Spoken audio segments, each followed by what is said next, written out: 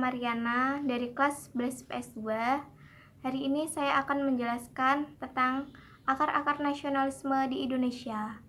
Jadi yang aku ambil adalah yang pertama, lahirnya nasionalisme di Indonesia.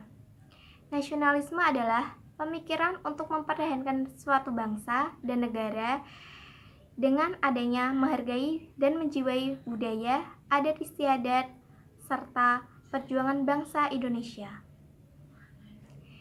Jadi di kali ini, lahirnya nasionalisme di Indonesia memiliki beberapa faktor.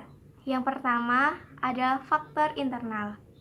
Faktor internal adalah faktor yang berasal dari dalam bangsa itu sendiri, yang bisa dikatakan contoh yang pertama adalah adanya perlakuan semena-mena dari bangsa penjajah yang mengakibatkan rakyat Indonesia menjadi menderita dan sengsara.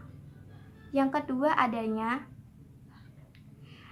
kenangan pada masa lalu, semisal pada Kerajaan Sriwijaya dan Kerajaan Majapahit.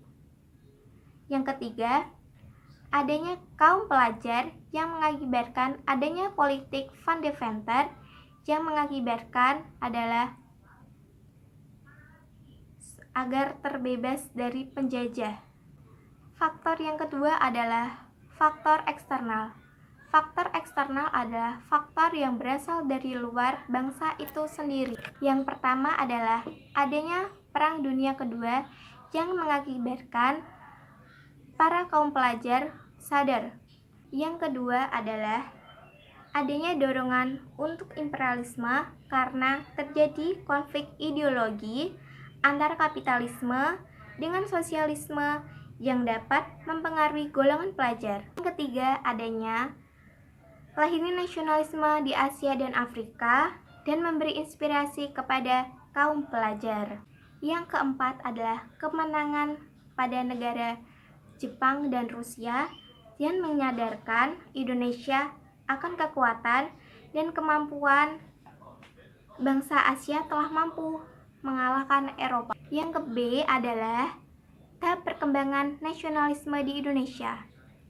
Jadi, perlawanan terhadap kolonialisme tidak lagi ditempuh melalui perjuangan bersenjata, tetapi menggunakan organisasi. Jadi, nasionalisme di Indonesia terbagi menjadi 3.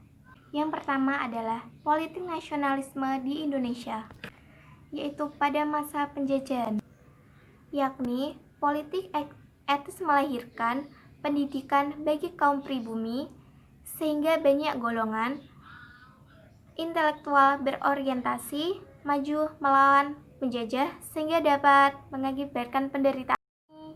Budi Utomo, Sarekat Dagang Indonesia, SI, dan Muhammadiyah. Yang kedua adalah periode nasionalisme politik, yaitu yang bisa contoh adalah Indische Partai dan Gerakan Pemuda. Yang ketiga adalah periode radikal, yang bisa dikatakan itu contohnya adalah Perhimpunan Indonesia, PKI, dan PNI. Dan yang terakhir adalah periode bertahan. Jadi periode bertahan ini contohnya adalah pada partai-partai yang bisa dikatakan tuh seperti Gerindra, Perindo, ya begitulah. Jadi cukup sekian pembahasan dari saya mengenai tentang akar-akar nasionalisme di Indonesia. Jika ada kesalahan tutur kata, mohon maaf. Terima kasih. Wassalamualaikum warahmatullahi wabarakatuh.